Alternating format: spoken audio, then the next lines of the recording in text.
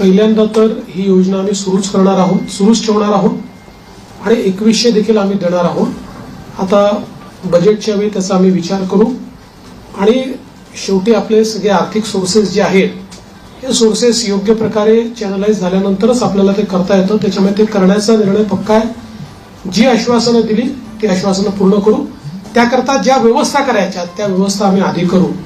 स्क्रुटिनीचा जिथपर्यंत सवाल आहे तिथपर्यंत एवढंच आहे की निकषाच्या बाहेर जर कोणी घेतलं असेल, निकषातला जो असेल त्याला कोणालाही त्यातनं कमी करायचं नाहीये।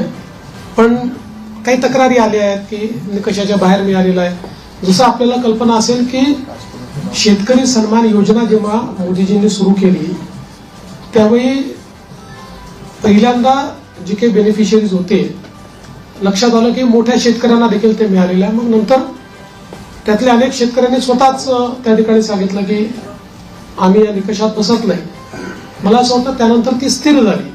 अशाच प्रकारे जर ॲपरंटली या योजनेमध्ये काही ज्यांना आपण निकष त्या निकषाच्या बाहेरच्या आमच्या बहिणी मिळाल्या तर त्याचा पुनर्विचार होईल, पण सरसकट काही पुनर्विचार वगैरे करण्याचा विषय नाही।